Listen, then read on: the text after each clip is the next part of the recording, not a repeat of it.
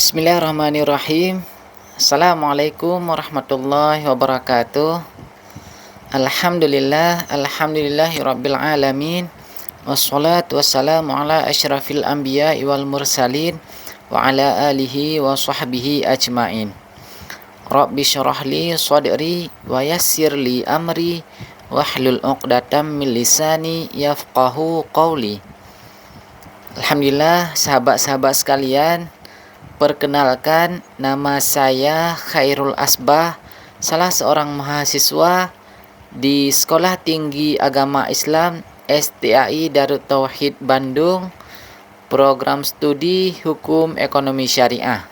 Mohon izin di kesempatan yang penuh berkah ini, saya ingin memaparkan salah satu tugas kuliah saya, yaitu mata kuliah Hukum Pidana Perdata, yaitu tentang kasus pembunuhan bos rental yang terjadi di rest area tol Tangerang Merak di Banten, di mana penembakan terhadap bos rental mobil ini terjadi pada tanggal 2 Januari 2025, yaitu di rest area kilometer 45 tol Tangerang Merak Jayanti, Kabupaten Tangerang, Banten.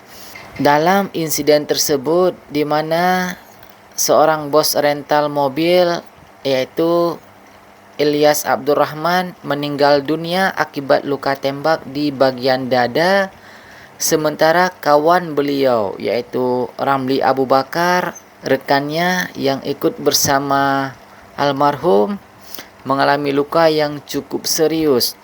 Peristiwa ini bermula dari upaya Ilyas Abdurrahman sendiri dalam mempertahankan mobil miliknya yang hendak dicuri ataupun ditadah oleh 3 oknum TNI Angkatan Laut, di mana 3 anggota TNI Angkatan Laut tersebut, yaitu Kelasi Kepala Bambang Ariatmojo, yang kedua Sersan 1 Akbar Adli, dan yang ketiga Sersan 1 Rafsin Hermawan.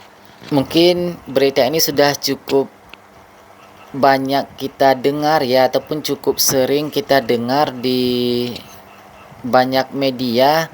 Namun barangkali ini juga sebagai review kembali ataupun mengulas ulang bagaimana tragedi pembunuhan bos rental mobil ini, di mana dilakukan oleh aparat ya, oleh 3 anggota TNI Angkatan Laut, dan bagaimana proses persidangan mereka sampai akhirnya putusan hakim kepada 3 terdakwa tersebut, di mana kita sama-sama ketahui bahwa putusan majelis hakim di Pengadilan Militer di Jakarta yang menjatuhkan vonis bersalah dan hukuman penjara terhadap 3 anggota TNI Angkatan Laut dalam kasus penembakan bos rental di Tangerang, Banten, di mana Deputi Direktur Amnesty International Indonesia Wirya Adiwena juga sempat memberikan sedikit pandangan, di mana pandangan beliau kurang lebih putusan penjara seumur hidup dan 4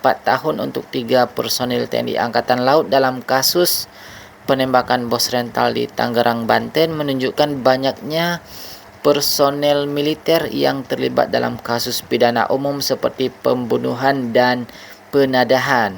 Pembunuhan yang dilakukan oleh anggota militer lewat penyalahgunaan senjata yang diberikan oleh negara bukanlah pembunuhan seperti yang dilakukan oleh warga sipil biasanya, melainkan termasuk kategori pembunuhan di luar hukum oleh aparat.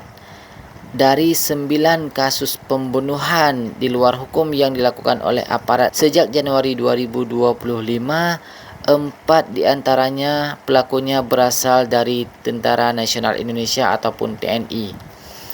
Data tersebut belum termasuk kasus-kasus pembunuhan di luar hukum di Papua, di mana aparat keamanan maupun aktor non-negara kerap melakukan pembunuhan di luar hukum dengan impunitas. Dan juga salah satu pandangan beliau yang masih Deputi Direktur Amnesty International Indonesia, yaitu Bapak Wirya Adiwena, mengatakan bahwa Vonis bersalah ini memang harus menjadi momentum bagi pemerintah dan DPR untuk segera melakukan reformasi sistem peradilan militer dengan merevisi Undang-Undang Nomor 31 Tahun 1997 tentang peradilan militer. Hal ini penting agar pengadilan militer tidak lagi dibebani oleh kasus-kasus pidana umum yang seharusnya diadili oleh pengadilan umum. Dengan cara ini, pengadilan militer bisa fokus menangani kasus-kasus pelanggaran yang terkait dengan dinas militer saja. Ini pandangan beliau, yaitu Bapak Adi Wina. Majelis Hakim Pengadilan Militer 208 Jakarta memvonis bersalah kepada 3 anggota TNI Angkatan Laut yang menjadi terdakwa kasus pembunuhan berencana dan penadahan barang yang menewaskan seorang pengusaha rental mobil dan seorang kawannya. Beliau mengalami luka-luka yang cukup serius pada 2 Januari 2025 di rest area kilometer 45 Tol Tangerang Merak, Banten. Majelis Hakim menjatuhkan hukuman penjara seumur hidup dan pemecatan dari Dinas Militer TNI Angkatan Laut kepada 2 terdakwa, yaitu KLK Bambang Apriatmojo dan Sertu Bah Akbar Adli. Sedangkan untuk Sertu Rafsin Hermawan dijatuhi hukuman 4 tahun penjara dan juga dipecat dari Dinas Militer TNI Angkatan Laut karena bersalah melakukan penadahan bersama-sama. Amnesty International mencatat sepanjang tahun 2024 terdapat sebanyak 55 kasus pembunuhan di luar hukum dengan jumlah korban 55 yang pelakunya mayoritas berasal dari aparat kepolisian maupun militer. Memang sudah beberapa kali terjadi kasus pembunuhan di luar hukum yang diduga dilakukan oleh aparat TNI sejak awal tahun 2025. Setelah pembunuhan pengusaha rental mobil, seorang perempuan pada 31 Januari lalu juga diduga dibunuh oleh kekasihnya, yang dia juga seorang anggota TNI Angkatan Darat berpangkat Pratu di Tangerang Selatan, Banten. Kemudian pada 15 Maret lalu, seorang anggota TNI Angkatan Laut berpangkat Klasi 2 juga dilaporkan menembak mati seorang pekerja sales mobil di Aceh Utara, Provinsi Aceh. Lalu 3 polisi ditembak mati saat menggerebek judi sabung ayam di Kampung Karangmanik, Kecamatan Negara Batin, Kanan, Provinsi Lampung pada 17 Maret 2025. Maka tentu cukup banyak sekali kasus-kasus pembunuhan yang terjadi sepanjang awal tahun 2025 ini, yang diantaranya dilakukan oleh aparat kepolisian maupun militer, yaitu TNI Angkatan Darat dan juga Angkatan Laut. Demikian sahabat-sahabat informasi terkait dengan pembunuhan bos rental mobil yang dilakukan oleh 3 oknum TNI Angkatan Laut di rest area 45 Tol Tangerang Merak, Banten. Demikian pemaparan dari presentasi saya dalam melaksanakan tugas mata kuliah Hukum Pidana Perdata Program Studi Hukum Ekonomi Syariah dengan dosen pengampu Bapak Sengki Nur Rahmadi.